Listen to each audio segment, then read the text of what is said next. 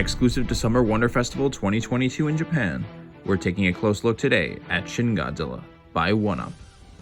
As soon as I saw pictures of this figure online, I knew I needed to get my hands on it, and I'm so happy that I was able to and add it to my collection.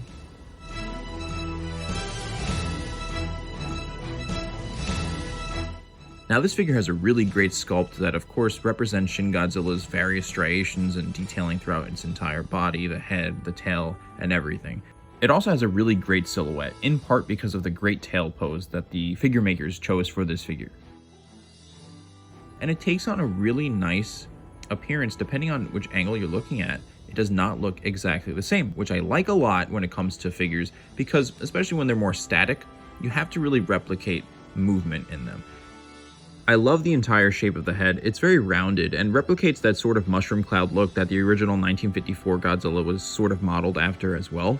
The chin does come to a very square sort of look, which I think adds some nice contrast to the rest of the shape as well.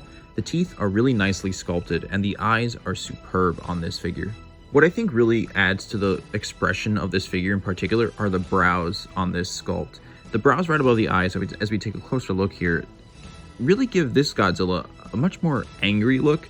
In general, Shin Godzilla is much more neutral in appearance, but of course, since this is a stylized figure, it looks like 1UP really wanted to give a little more of an expression to its face, and I think you can really see that especially at the sides of the figure when you're looking at it.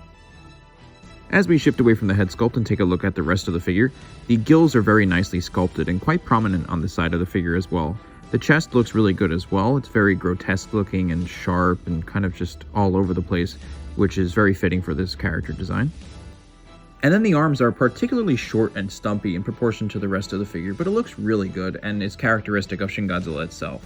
From the side here, it almost reminds me a little bit of the Max Toy Shin Godzilla, and it has that sort of retro aesthetic to it that looks really good on this figure as well. When it comes to Godzilla's dorsal plates, I think these are sculpted in a very unique way that I haven't really seen on other figures. Of course, we have the 5 rows that is consistent with the character's design, but really it's only this center row that's the most distinct. The outer 2 on each side are sort of molded into each other, which gives this sort of chunky looking effect. And from the side, it reminds me a little bit of the NECA Shin Godzilla, interestingly enough. Moving our way down to the lower portion of the body, the thighs are of course very big, they look great, very textured, and then we work our way down to the feet, and these are sculpted very well in addition to the rest of the figure. However, there is this interesting sort of maybe design flaw I will point out. The feet can't stand exactly flat, and you'll see here in this footage facing the feet that no matter which way I spin the figure, or how I even move the feet around myself that I don't really show here on camera, but they can't sit exactly straight. The figure stands fine, there's no problem with it, and the tail absolutely helps balance the figure as well. There's no balancing issues, so make no mistake with that. But just the feet sort of have this weird slanted appearance to them that you can really see here where there's just space in between each of them. But other than that, it's not a problem. The other section of this figure that really elevates it to something great is the tail pose.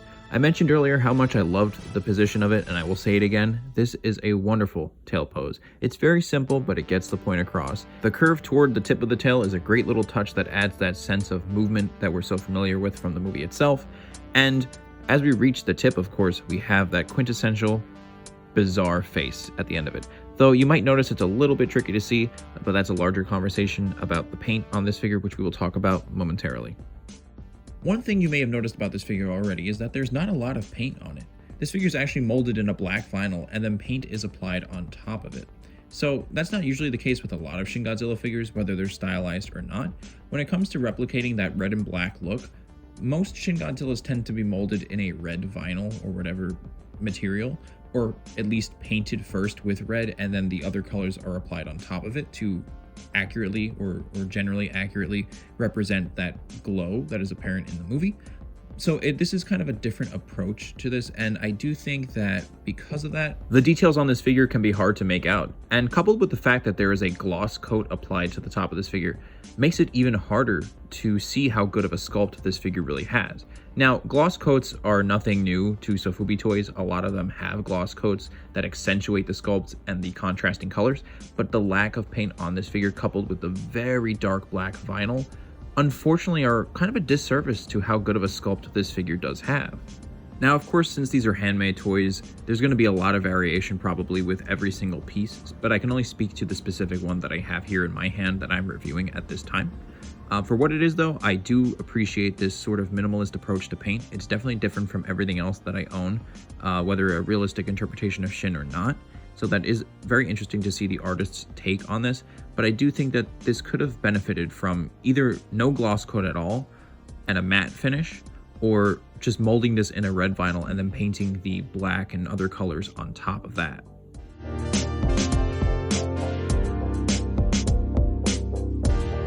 This figure has 6 points of articulation. The head, arms, legs, and tail can all move around. Now, while I didn't spin them a full 360 degrees, I do think the arms can achieve that full range of motion. And the legs can move about 180 degrees, which provides a nice range of motion as well. And the head can spin a full 360 degrees, as can the upper portion of the tail. It's a separate segment from the bottom half, which is its own separate segment as well, but it seems like it's pretty firm in place, so I don't want to mess around with that.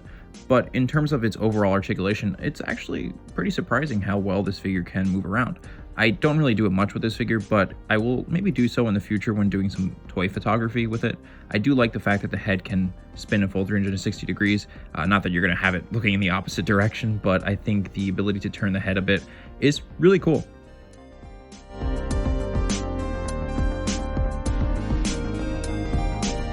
Clocking in at about 6.5 inches tall, this figure is definitely more on the middle-sized scale of sofubi toys, and this is what it looks like paired up with some of my smaller scale figures.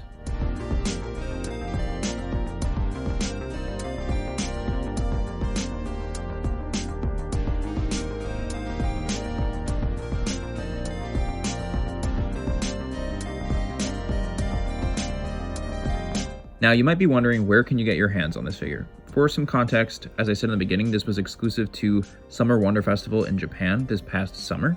I believe it was licensed to be sold on a specific set of dates, or just one date, so they're not going to be very attainable currently. To my knowledge, this is OneUp's first run of these Shin Godzilla figures, so there is more than just this fourth form that I've reviewed. There's also an Atomic Breath version and a Frozen version as well, and they've done some other figures additionally, but obviously I'm focusing here on Shin Godzilla.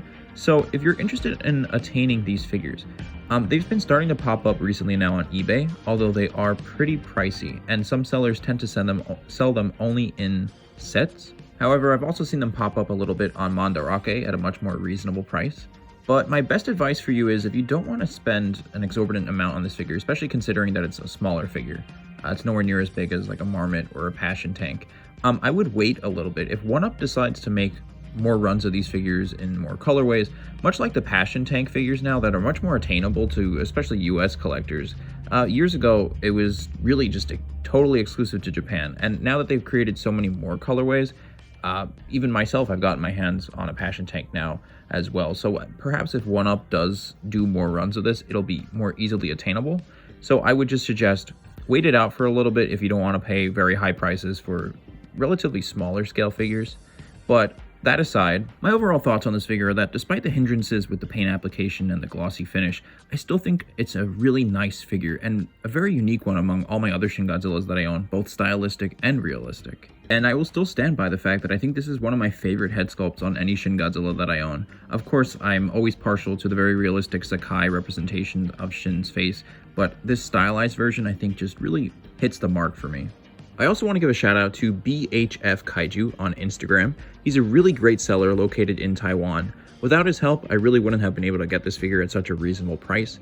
He has a really wide selection of generally quite rare sofubi toys and just really interesting figures in general. So if you ever want something, I highly recommend him as a seller. Anyway, this is the end of the video. I hope you enjoyed it. Please leave a like if you liked the video, consider subscribing if you're not subscribed, and take a look at my other Godzilla figure content on the channel as well. Also, you can follow me on Instagram at Total Approximation, where I post Godzilla toy photography each week. Thank you for watching, and have a good one.